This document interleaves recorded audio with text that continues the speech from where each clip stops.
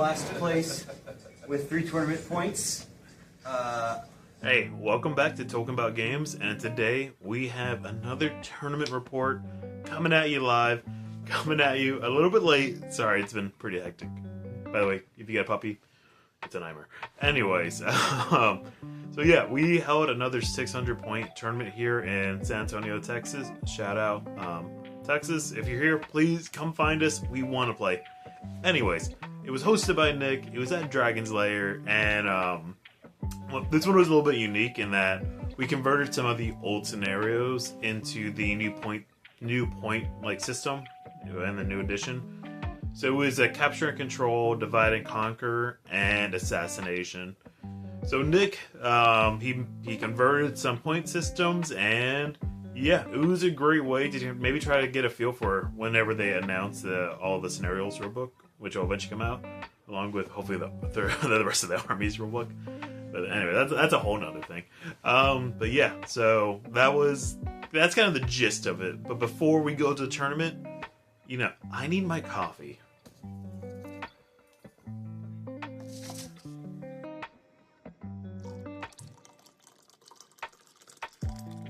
And of course, we need Jason. I can't go to a tournament without Jason.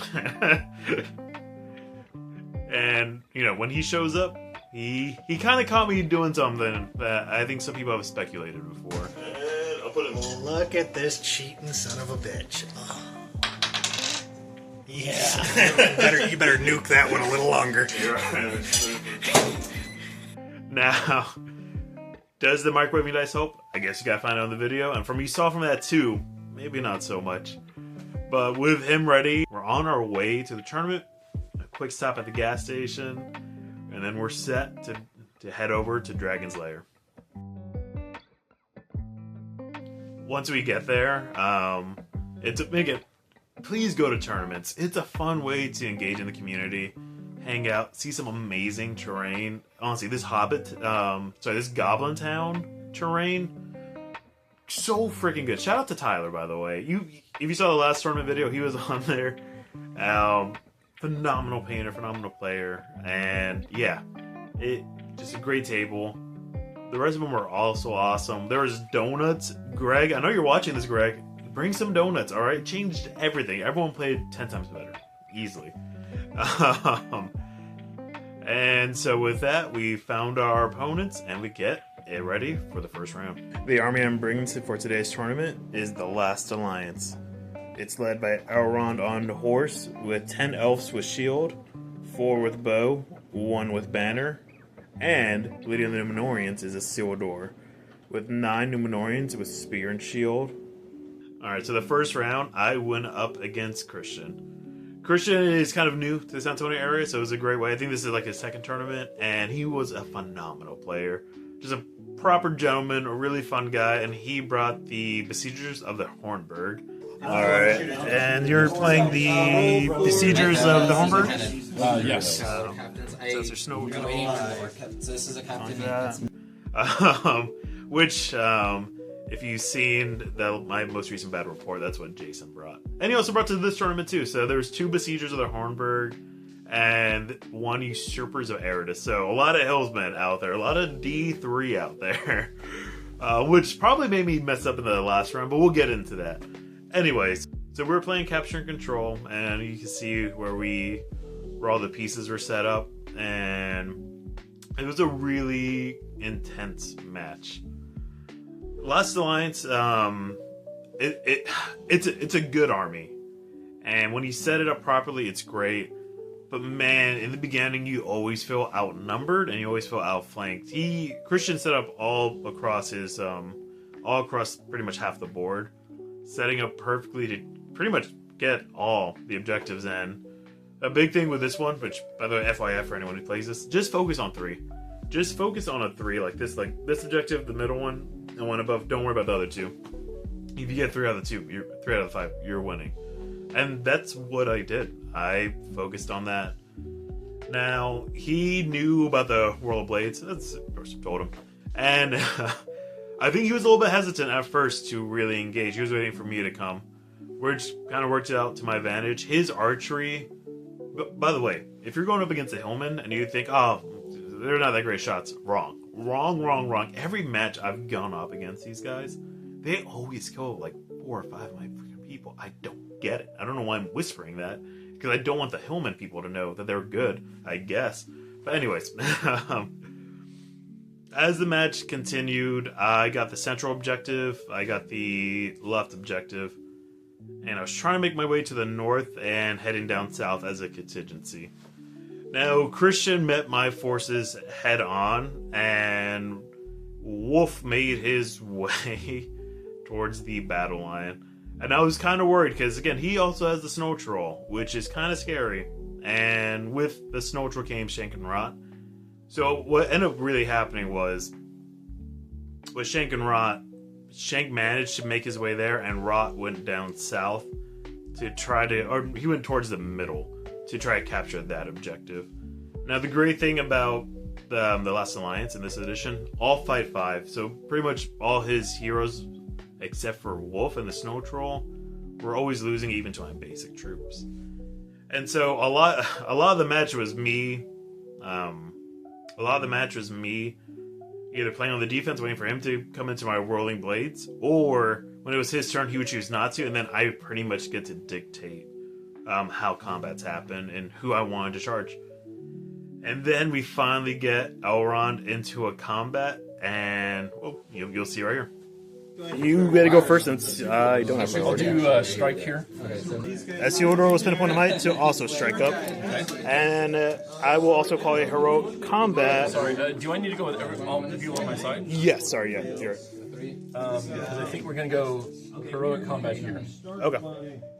And You decide how to see. that is all. So heroic combat here, strike here. Okay. So everyone is calling a strike, and Theodore is calling a heroic combat. So we'll roll up to see whose combats go first.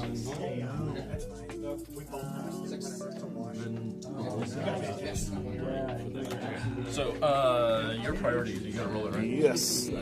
1 2 3 goes evil, 4 5 6 goes good. Not evil. Yeah. No, that's fine. Okay. So Theodore will go first against your one guy right there. One dude. He's And gonna block his load. He's gonna kill. Oh, that's a good all one. ones. What's that? You need all ones. Oh, no, you need all twos. I don't want you to roll. Oh, gotcha. Got a 6, so I win that one. He gets knocked back. And 3. I'm strength 5 versus your D3. You need fours, right? Do you have a wound chart on you? It's 5 to 3. I don't know if that negates it or not. Strength 5, 2, defense 3. You need. You need 3 plus. So Okay, so he is dead. that was this guy. Yep.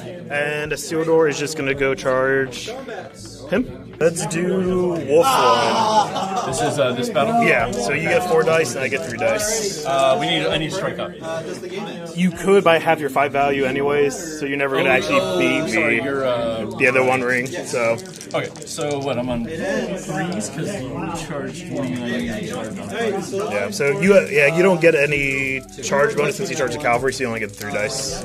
Right. Yeah. Okay. So just 3 dice. That's neutral. 4 up. Ooh, Hey. that is bad. Oh my God. It's Yeah. You definitely can. So he backs away an inch because I can't spend the might for that. Yeah, you can't spend it. No.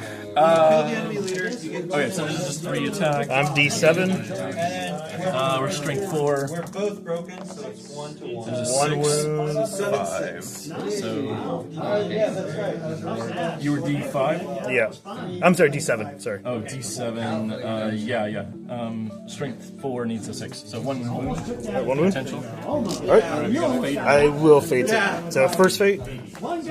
We're good. Yeah, I was like, I'm gonna lose that one, but I can get that one. And then that one didn't happen. Luckily. Do I need to move him off a little bit? Oh yeah, just to separate them, and we'll do that fight next. Okay, Turbine adds 2, and then my 2 other little dudes. All right, I get 3 with Elrond, 5 high right now.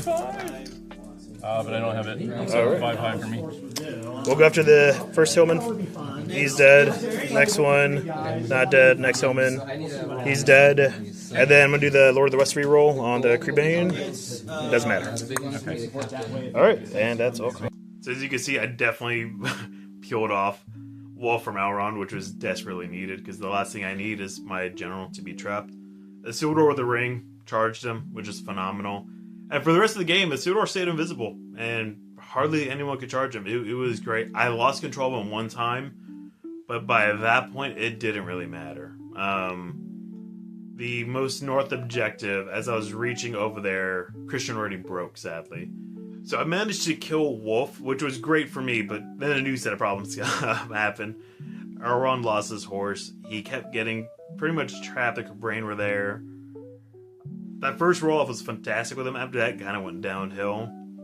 The most north objective, try as hard as I could to get my men up there, but I kept losing priority, and I could not get past 1 or 2 hillmen tying up like 4 to 5 elves. It was bad. And as for the middle objective, Rot managed to call it a heroic combat in the middle, and I had an elf and a Numenorian. He killed the elf, pushed back the Numenorian, charged into the Numenorian with a shield and spear. I shielded and one backed him off. We ended up both touching that objective in the final round, and it went neutral. Now the Snow Troll, Christian kind of just used him to go down south. He should have engaged in combat more with them, but I guess he decided to maybe keep him more as a deterrence, just in case for the eastern objective and the southern one. But the Snow Troll never made it down all the way to that objective. So in the end, I maintained control of the southern and the western objective, while Christian maintained control of the northern one and the eastern one, while the middle one stayed neutral. I got a wound, I killed his leader, and I was not broken. It was a great match, and it almost kind of feels like I feel bad when you roll a 6 when you're playing a high 5 value army. And then your bonuses let you reroll 1s, and you get some 2-handed. I mean, again, against Hillman, the Last Alliance does really, really well. But in the end, I won. It was a minor victory. I was really grateful for it. And then we get on to our next match with John. In the second match, I went up against John, who was another new face to the community. If you're watching this, John, hey, welcome. It was really good to have you. And he brought Carn-Dûn, which is an army I really want to buy, but man, are they pricey. And man, I don't want to spend money on that, especially because I'm spending money on this army right here. As you can see, the birder right there. Yeah, we're making him. Anyways, Birder's army coming on the way. Hopefully it'll be the next battle report. Anyways, he brought Carn-Dûn, and he brought Aldrak and 2 captains with a hill troll. And some warg riders with throwing spears and 2 banners. Man, oh man. Divide and Conquer, let me tell you. If you're playing Last Alliance and only have 2 heroes, Divide and Conquer sucks big time. Oh my gosh. Your Numenorians D5 by themselves. That was Isildur just gonna turn invisible and leave them. That really was the plan. And then Elrond down on the other side of the table, rushing towards them, trying to help out. It was bad. So that's how my army was separated. John had his Aldrak and a captain down in the southern corner, and I had one other captain on the his northern other border edge. And so with that, the 3 objectives were laid, and he went straight for my Numenorians, which that is 100% the right call. They're weak. They have strength 4, but man, like, it was only a handful of them, and he saw Isildur. Now, I think where he messed up a little bit was that he used a point of might to back up his army away from Isildur, assuming that I was going to charge into him. And instead, I just went the other way, and then went down south to go fight the flank that was coming. So, while my Numenorians were 100% going to be trapped, that one maneuver of him using might to back up, I saw that as opportunity to, like, well, might as well take advantage of that. It's going to take even longer for you to come towards me, and I don't think you're going to burn another might. So Isildur and the Numenorians kind of just outmaneuvered them and went down south, trying to embrace for another Warg Rider impact, and also Aldrak, because we knew he was coming. And all my elves could do was just rush towards the middle. Rush. I think my archers didn't shoot. I moved them 6 inches just to try to get within halfway of the board and near the central objective. And then I did something foolish. And brave, but mostly foolish. I think those two usually go hand in hand. By the time I was able to get within... let me back it up. I knew I needed to get Elrond there as soon as possible. He has Wrath of Brunnen. I could help Isildur. Isildur and his Numenoreans were gonna die.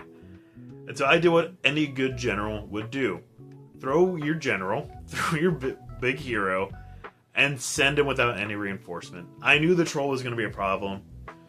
So the turn prior, or one turn, I got 2 of my Elven archers to shoot into the troll. Both hit, both rolled 6s on the wound. So that is a troll down to 1 wound. I was like, holy smokes, this is the best elf shooting I've ever had. I wish this was all the time. And then I knew what I had to do the next turn.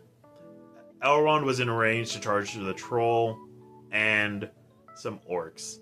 And I knew I needed this to happen. And I measured it out so that way, if I charged the troll at a right angle, Aldrich would not be able to charge him on his regular charge. And I was like, hell yeah. Let me charge in, finish this troll, Wrath of Brunnen everybody. I'm willing to spend some 2 will and might on this. I needed to go off. And no one was gonna be his backup. All the elves could not reach him, but I knew I had to do this. There was something in my gut. So Elrond charges, he gets the Wrath of Brunnen off, knocks everybody prone, including the troll and the other orc. I charge into them, he passed the terror test. And then I had to get the Numenoreans that went down south to meet Aldrich and his unit, and I tried to position as many as I could to try to block off Aldrich and the rest of his orcs from them swarming Elrond. I managed to get one orc to kind of stop the force. He was kind of a stopgap, and I was like, oh, good. I'm going to do this, and I'm going to win. Now, foolish me, I completely forgot heroic combating is a thing at this moment. So John... good old John charges into that one Numenorian and then calls a heroic combat, and that puts him in range of Elrond.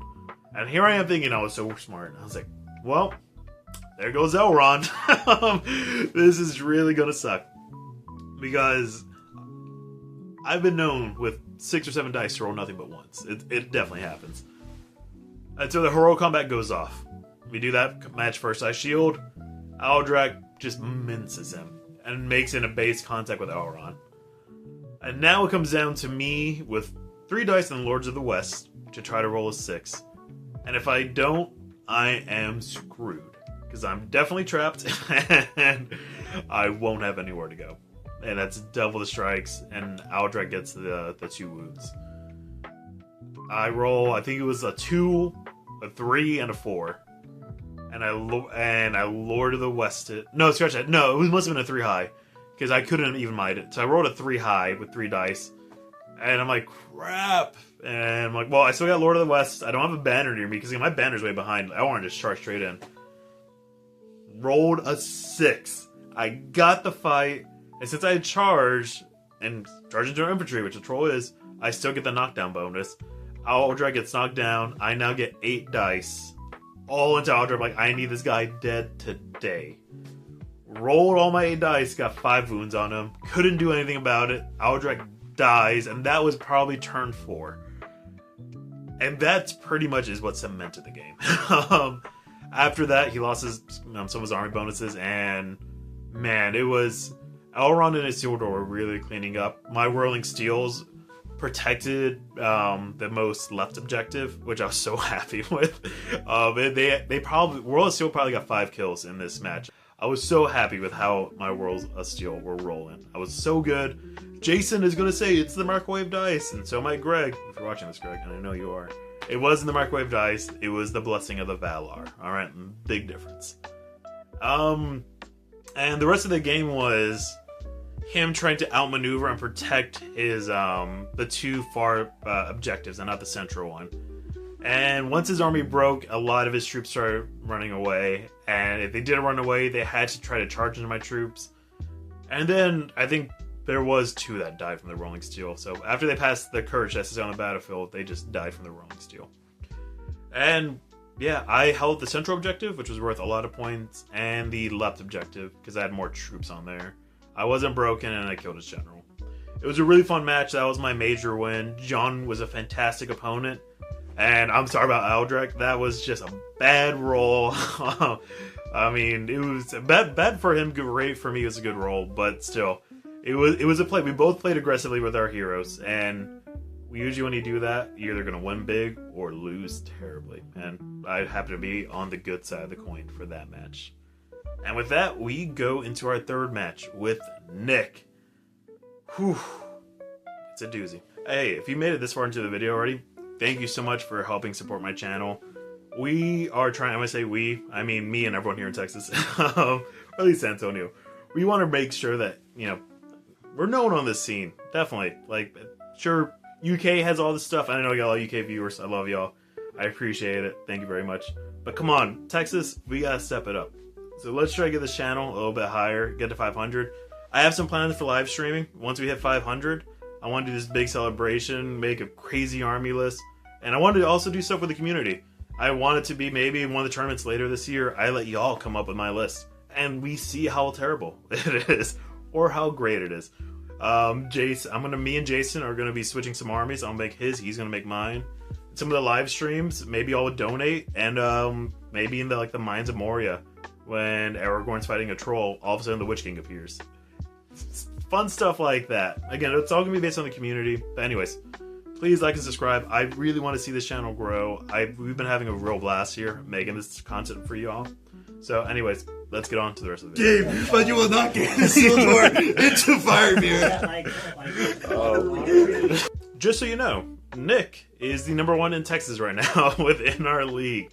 He's a phenomenal player. He is the one that set up this tournament, which, are you thinking like, oh, he set up the tournament, he should be whooping. Oh, he was whooping everybody. It was awful. He brought Reclamation of Osgiliath, which, that's what I brought to the last tournament. So I know this army. I love Faramir, I love Boromir, I know what they do. And we're doing Assassination. And let me tell you, if you see Assassination on the scenario, and you have a Isildur with 1 ring, I mean, come on. How are you not winning that? I'll tell you how. Never roll higher than a 4 on the fight phase. That's how, because that's exactly what happened. But I'm kind of jumping ahead. So we deploy, and he puts a wall around Faramir with his troops, because in Assassination, we both know we only have one choice for assassin, and we only have one choice for target. His choice is my Isildur to kill, and my choice is only Faramir to kill. And Faramir and Isildur both have to be the assassins. So, should be easy. Should be totally fine. I played as, in the first 2 rounds, in the first 3 rounds, I tried to play as reserve as possible to make sure I don't feed Boromir getting heroic kills, letting him get through, while also trying to leapfrog with heroic combat with Elrond and Isildur to try to get as close to Faramir as possible. And I did that. There's one troop that Faramir, Isildur, and an elf got in a combat. We killed him with a heroic combat, moved closer to Faramir, and the next round, Isildur put on the ring and went straight into Faramir. Now, Faramir in this edition, let me tell you, he's so good. It's ridiculous. Granted, what I'm about to say was true in the last edition. Heroic defense, if you have it, use it. And let me tell you, heroic defense is what saved this game for Nick. What can you do? What can men do against such hate? I mean, and I hate heroic defense. Because no matter how many times I won with Isildur against Faramir, I could never roll higher than a 6. I could never roll high. I could never roll a 6. It was awful. I even had to Wrath of Brunnen in with Elrond to try to get close enough to get to Faramir. I knocked down, I think it was 10 troops. I killed, I want to say 2 to 4 of them. Like, I did really good with that. Even Elrond got in a Faramir while Isildur went after Boromir to hopefully try to kill Boromir so I could stop this whole might exchange. And still nothing happened. Now this is the craziest thing. While all 4 heroes are duking it out, my elves and Numenorians were getting crushed. Look, if you play this game, you know Gothmog has that the time of the men is over, or some of the orcs come. where he has like the banner, the like, oh, you reroll wounds. Faramir, he has for Gondor now in this edition, where everyone within 6 inches of him gets +1 to wound. Like, if you're calling that, this is what typically happens. You don't win the fights, or you don't even get close enough for that +1 to wound to matter. No, not this time. When Nick called this, he won 90% of the fights, and then wounded the other 90% of the troops. He killed like 8 troops. He broke me within, I want to say, 4 rounds. This match was over so quickly. By the time the 5th round came, I was broken. My troops were thinning out. And Faramir never took a wound. Faramir and Boromir never took a wound. And Elrond and Isildur were just there trying their best to kill Faramir. And this is literally how the rest of the game went. My troops were dying. Isildur was still staying true to himself, trying to kill Faramir. He went back and forth trying to figure out who was the weaker target, since he's invisible. And Elrond kept getting trapped and could not roll a 6 to save his life. He eventually lost his horse to Faramir, which was fine. Like, that, I can still do this. And then I get down to about 5 troops, and then I start thinking, I don't think I can do this. Thank God for the reroll once on the courage test, because I needed that on so many troops. And even when they passed courage test, they just died the next turn. I got down to 3 troops. It was Isildur, Elrond, and 1 elf. The elf died, and I was like, well, he lived quite a while. Elrond died next, and I'm like, well, there goes my general. And Faramir has still yet to take a wound, and Faramir has still yet to be given a wound. And if you have the 1 ring on, and the match, or you run out of troops on the board, this is what happens. Isildur literally just walks off the battlefield, does not care. He succumbs to the ring. Like, peace, bros. That was an utter defeat, completely tabled. As you can see, Isildur just walked off the table. I got completely boarded. Now, I didn't take a wound. The assassin never got a wound, and I never did that. So it was a minor loss for me and a minor win for Nick. It was a really fun match. We were laughing so much because, look, it sucks when you don't roll a 6. Again, 5 across everywhere. Theoretically, I should be winning quite a bit. And it just didn't happen. I mean, I think at certain points, I was just begging Nick, please let me win 1. Or if you won the fight, like, please let me live.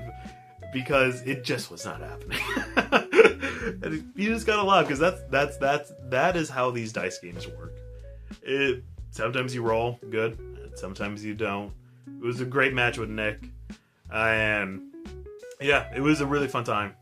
And that was the 3 matches: a minor win, a major win, and a minor loss. And I really wasn't sure how I was standing when it came to what place I would be in. I was hoping there was a chance I could have got first, and I was really stoked. But you'll see where I placed right now. And again, thanks for watching this video. See where I place, like, subscribe, everything. Thank you so much. And I hope you all have a great time. Please get some games of this new edition. It is fun. It is really good. We're still waiting on the 3rd book. But anyways, go out there and play some games. Alright, I'll talk to y'all later. Thank y'all for all y'all that made the long drive and short drives. So, hope you guys had fun.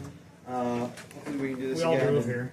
Kind of maybe drag Greg out here and actually play a game without him. So that'll be the goal for this. Without further ado, in last place with 3 tournament points, Tyler. Woo! But the coolest table. Yes, the coolest thank table. you for bringing Goblin Town. That is sharp. That is really sharp. As a side note, all of the prizes were randomly rolled, so you'll get a gift card before you leave. Oh, okay. So placing will not matter or affect this. In second to last place, Jason. Woohoo, Jason. With 6 tournament points. I'm not even good enough to lose at best. And 13 victory points. In 6th place, Clay with Ursubers with 7 tournament points. Clay. Beating Jason by 1. Yeah, there you go. And then in 5th place, Christian with 8 tournament points. Ew. 14 victory points. 6, 7, 8. And in 4th place with 8 tournament points as well, Chris. Hey, Chris. 18 We're, victory you know, points. you can't separate us. Yeah. Our mother can tell the difference between us. And then in 3rd with 11 tournament points and the most victory points, 30, John. Hey. Most victory points. Just needed a couple of majors. And then in 2nd place with Last Alliance, Jonathan. Woo. 12 tournament points, 25 victory points. And how I always do it with very little victory points. I had 20 victory points, but 15 tournament points. Amazing. So, we Good did job, some Nick.